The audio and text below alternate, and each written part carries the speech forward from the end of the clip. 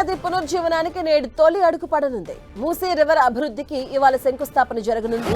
మూసీ నదీ పరివాహక ప్రాంతాన్ని అభివృద్ధి చేస్తామన్న రాష్ట్ర ప్రభుత్వం భారీ శివాలయ నిర్మాణంతో ప్రాజెక్టు పనులకు శ్రీకారం చుట్టబోతుంది. గండిపేట మండలం మంచిరేవుల పరిధిలోని 80 ఏళ్ల చరిత్ర కలిగిన వీరభద్రస్వామి ఆలయం, 1400 ఏళ్ల నాటి మచలేశ్వర ఆలయం దగ్గర నూతనంగా ఓంకారేశ్వర మందిరానికి ఇవాళ సీఎం రేవంత్ రెడ్డి శంకుస్థాపన చేయనున్నారు. ఔటర్ రింగ్ రోడ్ నుంచి ఈ ఆలయానికి కనెక్టివిటీ కల్పించాలని డిసైడ్ చేశారు. అంతేకాకుండా మూసీ నది మధ్యలో 108 అడుగుల ఎత్తైన శివుని విగ్రహాన్ని ఏర్పాటు చేయబోతుంది ప్రభుత్వం.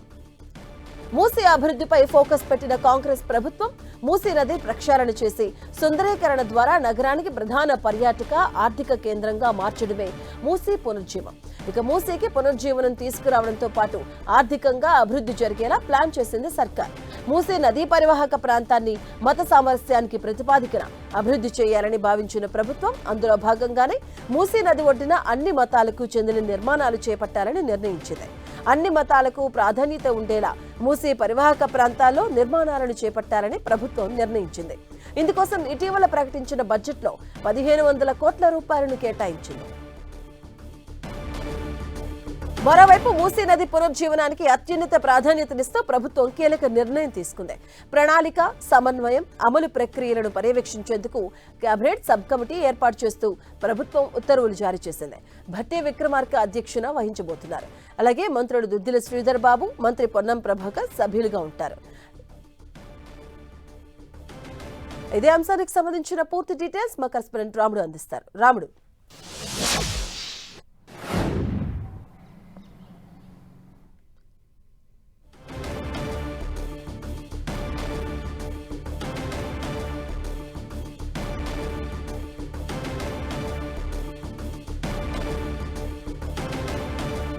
మూసీ పునరుద్ధరణకు నేపథ్యంలో తొలి అడుగు పడబోతుంది. మూసీ రివర్ ఫ్రంట్ నేపథ్యంలో మంచిరేవుల వీరభద్రస్వామి దగ్గర మరొక ఆలయానికి శ్రీకారం చుట్టింది ప్రభుత్వం. త్వరలో దశలో చర్చి, అలాగే మసీదు, గురుద్వారా నిర్మాణాలు చేపట్టబోతుంది. అలాగే నది మధ్యలో 108 అడుగుల ఎత్తైనటువంటి శివుడి విగ్రహానికి ఏర్పాట్లు చేస్తూ ఉంది రాష్ట్ర ప్రభుత్వం.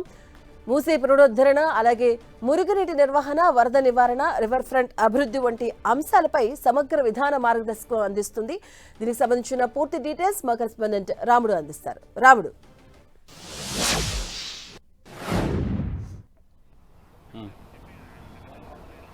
ఓకే, రైట్ రాముడు.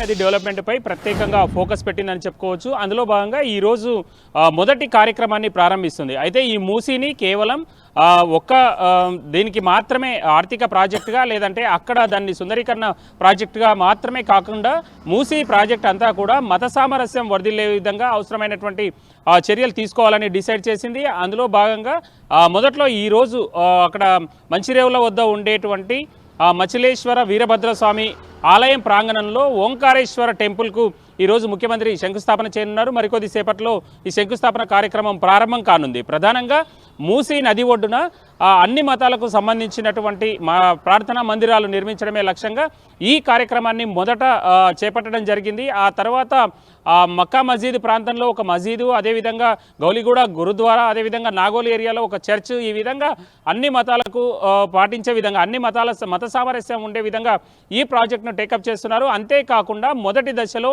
ఇటు హిమాయత్ సాగర్ నుంచి, అదేవిధంగా ఉస్మాన్ సాగర్ నుంచి వచ్చేటువంటి ఈ రెండు నదుల సంగమం బాబుఘాట్ వరకు డెవలప్ చేయాలి. దాదాపు 21 కిలోమీటర్ల మేర ఈ ప్రాంతాన్ని డెవలప్ చేయాలని డిసైడ్ చేసింది.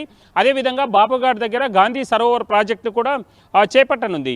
ఇందుకోసం అవసరమైనటువంటి విధి విధానాలు రూపొందించారు. ఇప్పటికే ఆ ప్రాంతానికి సంబంధించి మొదటి దశ డిపిఆర్ కూడా కంప్లీట్ కావడం జరిగింది.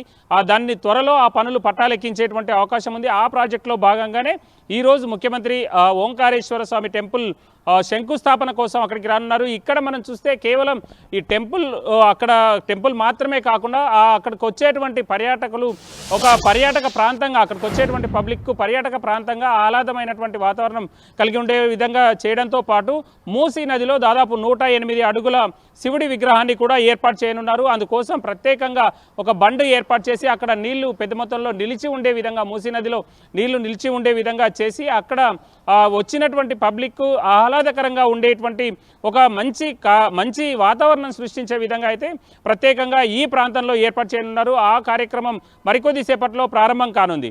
మొత్తంగా చూసినప్పుడు మూసీ ఉండేటువంటి దాదాపు 55 కిలోమీటర్ల మేర డెవలప్ చేయాలని డిసైడ్ చేసింది ప్రభుత్వం. అందుకు అనుగుణంగా భూసేకరణకు సంబంధించినటువంటి నోటిఫికేషన్లు కూడా ఇస్తుంది.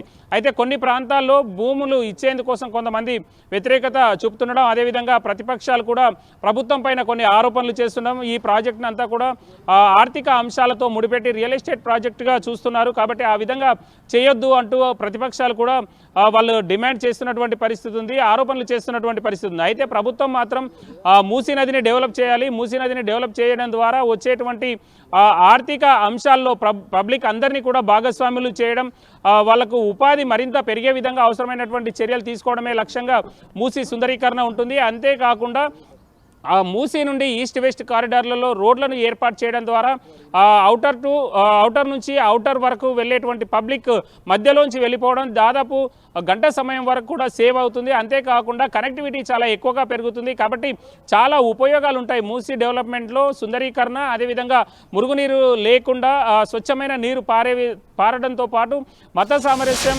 ఉట్టిపడేలా వివిధ ప్రాంతాల్లో వివిధ మతాలకు సంబంధించినటువంటి ప్రార్థనా మందిరాలను ఏర్పాటు చేయడం కూడా ఇందులో లక్ష్యంగా ఉంది.